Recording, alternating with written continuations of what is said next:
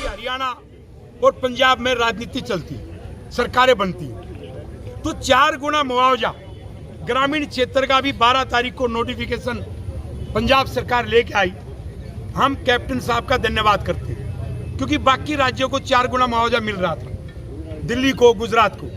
लेकिन मुख्यमंत्री जी को मैं कहना चाहता हूं, मैं पूरे कागज जुटा के आया हूं।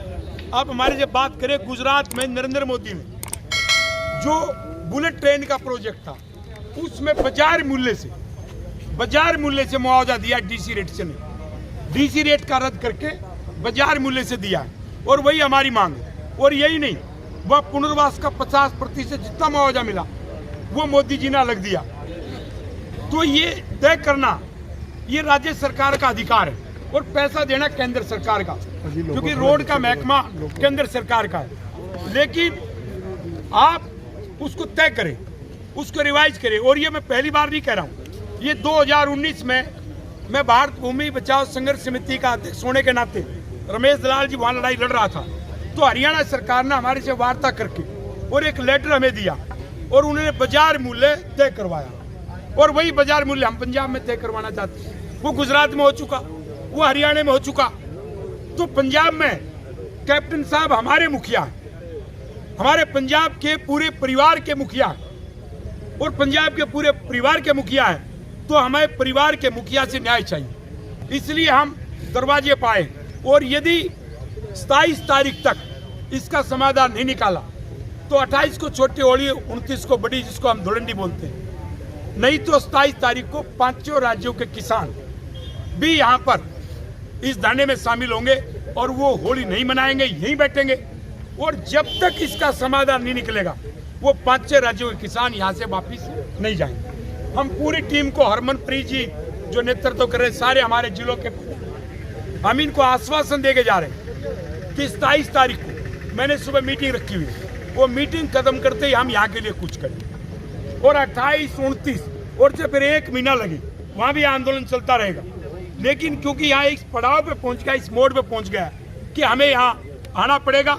और यदि हम शांतिपूर्वक गांधीवादी, हम कोई कानून को तोड़ने नहीं जा रहे, हम शांति से अपना हक मांगने के लिए आए। लेकिन कुचलने की कोशिश की, उत्पीड़न को कोशिश की पंजाब सरकार ने, तो यहीं से 5 राज्यों का जेल भरो आंदोलन भी शुरू करेंगे। ये भी हम घोषणा करके जा रहे हैं। आप हमें उठा के किसी को भी, अब पीछे से हरमनप्रीत अकेला नहीं है, हमारे जिलों के प्रधान, ये किसान अकेले नहीं है। यदि आपने इनमें से किसी को भी गिरफ्तार किया तो ये समझ लो कि हमारा जेल भरो आंदोलन चलेगा। और ये इतिहास रमेश दलाल का, भारत भूमि बचाओ संघर्ष समिति का, देख लेना। आपकी तरह कांग्रेस का मुख्यमंत्री भूपेंद्र हुड्डा था, अपने ही गृह जिले रोहतक में जब उसने ऐसी ज्यादती की, तो 2011 में मेरे नेतृत्व में जेल भरो आंदोलन 19 दिन तक चला, और मुख्यमंत्री को पीछे हटना पड़ा, हमारी जीत हुई। तो मुख्यमंत्री जी, हम आपके पास न्याय मांगने के लिए आए, अपना हक मांगने के लिए आए।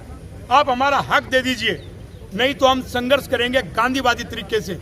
हम जेल भी भरेंगे, हम भूख हड़ताल भी करेंगे, हम अपना शरीर भी त्याग सकते हैं, लेकिन हम वापस नहीं जाएंगे, और हम लड़ेंगे और जीतेंगे। नमस्कार। आपके कोई साथी वगैरह भी यहाँ पे आएंगे? जो सभी आएंगे, 5 राज्यों के, 5 राज्यों के किसान मेरे साथ 27 तारीख को आएंगे। दलाल साहब, बात कर लिया, आपने कहा कि हरियाणा के भी सरकार को मानना पड़ा था। आप क्या कारण मानते हैं जो पंजाब सरकार नहीं मान रही? नहीं, मुझे लगा कि अभी तो उनको मालूम नहीं, उनको केंद्र सरकार ने ये कहा, ये नहीं है, वो छुपा रहे कानून। उनको गुजरात का संज्ञान लेना होगा, क्योंकि अपने संविधान 14 अनुच्छेद में लिखा समानता का अधिकार, तो पहले केंद्र सरकार गुजरात में दे चुकी है।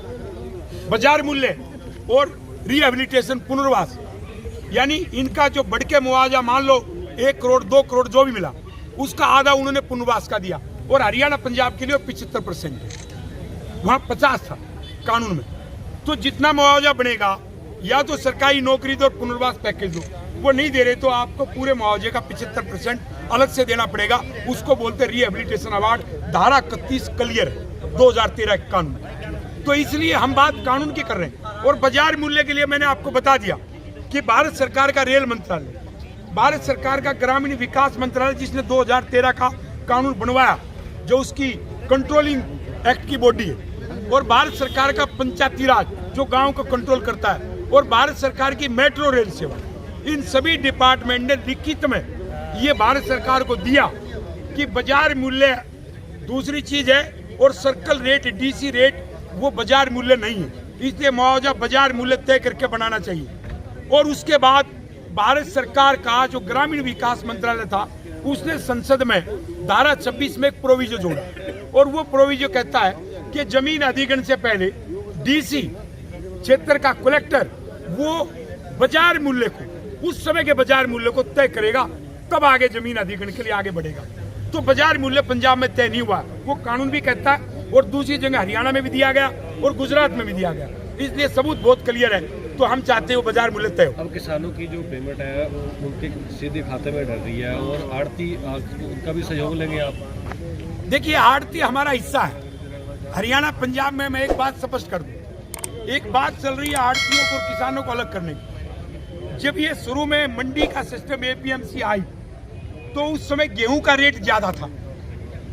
हमारे हरियाणा पंजाब में चना बहुत होता था और गेहूं का रेट ज्यादा था, तो उस समय कंट्रोल करके फौज के लिए, सरकार के लिए गोडाउन में इकट्ठा करने के लिए ये एपीएमसी आई। उस समय एपीएमसी की जरूरत नहीं थी, आज एपीएमसी की जरूरत है, क्योंकि आज गेहूं का मूल्य कम है और गेहूं ज्यादा पैदा हो रहा है। उस समय गेहूं कम पैदा हो रहा था और बाजार में मूल्य ज्यादा था, तब तो हमें आप मंडी में ले आए, और अब हमें आड़तियों को आप अलग करके और मंडी से भी अलग करोगे तो आज बिना मंडी के हमारा गुजारा नहीं है, क्योंकि गेहूं ज्यादा पैदा हो रहा है, उसको खरीदेगा कौन, और कंपटीशन में आएगा, उसका रेट जो लागत मूल्य उससे भी आधा मिलेगा, हम बर्बाद हो जाएंगे। इसलिए हम और हमारे आड़ती एक